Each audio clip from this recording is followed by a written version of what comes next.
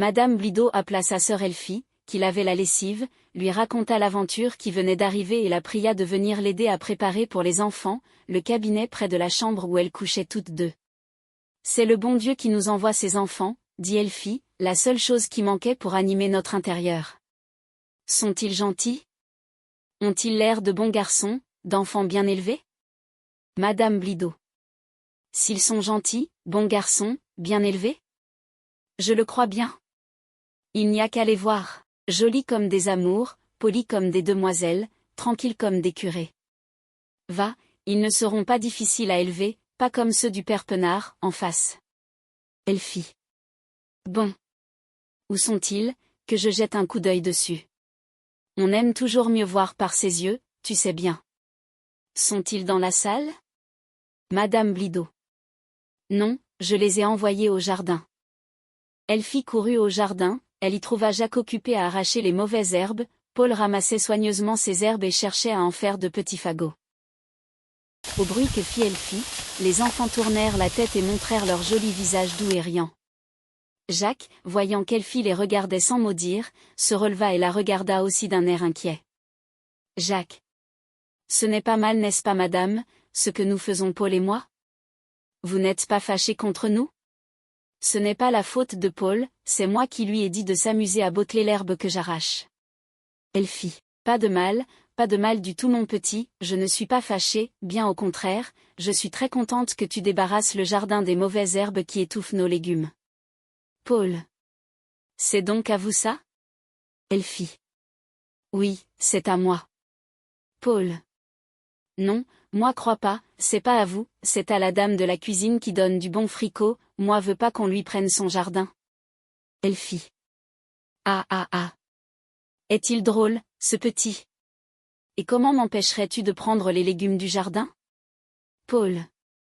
Moi prendrai un gros bâton, puis moi dirai à Jacques de m'aider à chasser vous, et voilà, je suis la sœur de la dame au bon fricot, s'écria Elfie en riant, et je demeure avec elle, c'est pour cela que son jardin est aussi le mien.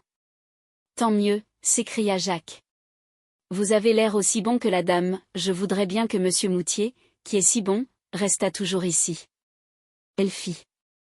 Il ne peut pas rester, mais il vous laissera chez nous, et nous vous soignerons bien, et nous vous aimerons bien si vous êtes sage et bon. Jacques ne répondit pas, il baissa la tête, devint très rouge, et 2 larmes roulèrent le long de ses pauvres petites joues. Elfie. Pourquoi pleures-tu, mon petit Jacques? Est-ce que tu es fâché de rester avec ma sœur et avec moi? Jacques. Oh non. Au contraire. Mais je suis fâché que monsieur Moutier s'en aille, il a été si bon pour Paul et pour moi. Elfie. Il reviendra, sois tranquille, et puis il ne va pas partir aujourd'hui, tu vas le voir tout à l'heure. Le petit Jacques essuya ses yeux du revers de sa main, reprit son air animé et son travail interrompu par Elfie. Moutier était resté, après le départ de l'hôtesse, les coudes sur la table, la tête appuyée sur ses mains, il réfléchissait. Je crains, se disait-il, d'avoir été trop prompt, d'avoir trop légèrement donné ses enfants à la bonne hôtesse. Car, enfin, elle a raison. Je ne la connais guère. Et même pas du tout, le curé m'en a dit du bien, c'est vrai, mais un bon curé, car il a l'air d'un brave homme, d'un bon homme, d'un saint homme, un bon curé, c'est toujours trop bon, ça dit du bien de tout le monde, ça croirait pécher en disant du mal, et pourtant, il parlait avec une chaleur, un air persuadé. Il savait que ces 2 pauvres petits orphelins seraient à la merci de cette hôtesse, Madame Blicot, Blindo. Je ne sais plus son nom. J'y suis, Blido. C'est ça. Blido et sa sœur. Pardi, je veux en avoir le cœur net et m'assurer de ce qu'elle est. J'ai le temps d'ici au dîner, et je vais aller de maison en maison pour compléter mes observations sur Madame Blido. Ces pauvres petits, ils sont si gentils. Et Jacques est si bon. Ce serait une méchante action que de les placer chez de mauvaises gens, faire leur malheur. Non, non, je ne veux pas en avoir la conscience chargée. Et Moutier, laissant son petit sac de voyage sur la table, sortit après avoir appelé capitaine. Il alla d'abord dans la maison à côté, chez le boucher. Faites excuse, monsieur, dit-il, je viens pour une chose, pour une affaire, c'est-à-dire pas une affaire, mais pour quelque chose comme une affaire, qui n'en est pas une pour vous, ni pour moi non plus, à vrai dire. Le boucher regardait Moutier d'un air étonné, moitié souriant, moitié inquiet. Quoi donc? Qu'est-ce donc, dit-il enfin. Moutier. Voilà. C'est que je voudrais avoir votre avis sur Madame Blido, aubergiste ici à côté. Le boucher. Pourquoi? Avis sur quoi? Moutier. Mais surtout. J'ai besoin de savoir quelle femme c'est. Si on peut lui confier des enfants à garder. Si c'est une brave femme, une bonne femme, une femme à rendre des enfants heureux? Le boucher. Quant à ça, mon bon monsieur, il n'y a pas de meilleure femme au monde, toujours de bonne humeur, toujours riant, polie, aimable, douce, travailleuse, charitable, tout le monde l'aime par ici, chacun en pense du bien, elle ne manque pas à un office, elle rend service à tous ceux qui en demandent. Elle et sa sœur, ce sont les perles du pays. Demandez à monsieur le curé, il vous en dira long sur elles, et tout bon, car il les connaît depuis leur naissance et il n'a jamais eu un reproche à leur faire. Moutier. Ça suffit. Grand merci, monsieur, et pardon de l'indiscrétion. Le boucher. Pas d'indiscrétion. C'est un plaisir pour moi que de rendre un bon témoignage à Madame Blido. Moutier salua, sortit, et alla à 2 portes plus loin, chez le boulanger. Ce n'est pas du pain qu'il me faut, monsieur, dit-il au boulanger qui lui offrait un pain de 2 livres, c'est un renseignement que je viens chercher. Votre idée sur Madame Blido, aubergiste ici près, pour lui confier des enfants à élever? Le boulanger. Confiez-lui tout ce que vous voudrez, brave militaire, car je vois à votre habit que vous êtes militaire, vos enfants ne sauraient être en de meilleures mains, c'est une bonne femme, une brave femme, et sa sœur la vaut bien, il n'y a pas de meilleure créature à 10 lieues à la ronde. Moutier. Merci 1000 fois, c'est tout ce que je voulais savoir. Bien le bonjour. Et Moutier, satisfait des renseignements qu'on lui avait donnés, allait retourner chez Madame Blido, quand l'idée lui vint d'entrer encore chez l'aubergiste, qui tenait la belle auberge à l'entrée du village.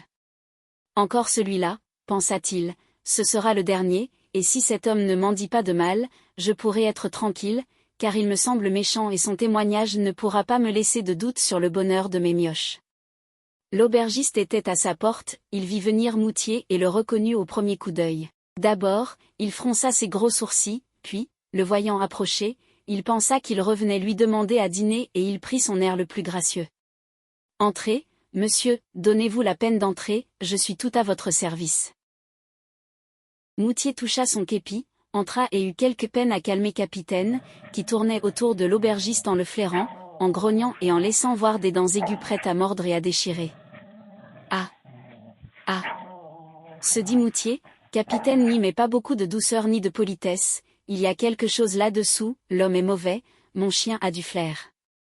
L'aubergiste, inquiet de l'attitude de Capitaine, tournait, changeait de place et lui lançait des regards furieux, auxquels Capitaine répondait par un redoublement de grognements. Moutier parvint pourtant à le faire taire et à le faire coucher près de sa chaise, il fixa sur l'aubergiste des yeux perçants et lui demanda sans autre préambule s'il connaissait Madame Blido. Pour ça non, répondit l'aubergiste d'un air dédaigneux, je ne fais pas société avec des gens de cette espèce. Elle est donc de la mauvaise espèce? Une femme de rien, elle et sa sœur sont des pigrièches dont on ne peut pas obtenir une parole, des sottes qui se croient au-dessus de tous, qui ne vont jamais à la danse ni aux fêtes des environs, des orgueilleuses qui restent chez elles ou qui vont se promener sur la route avec des airs de princesse. Il semblerait qu'on n'est pas digne de les aborder, elles crèveraient plutôt que de vous adresser une bonne parole ou un sourire. Des péronnelles qui gâtent le métier, qui vendent 5 sous ce que je donne pour 10 ou 15. Aussi, en a-t-on pour son argent, mauvais coucher, mauvais cidre, mauvaise nourriture. Je vous ai bien vu entrer, vous n'y êtes pas resté, vous avez bien fait, chez moi, vous trouverez de la différence.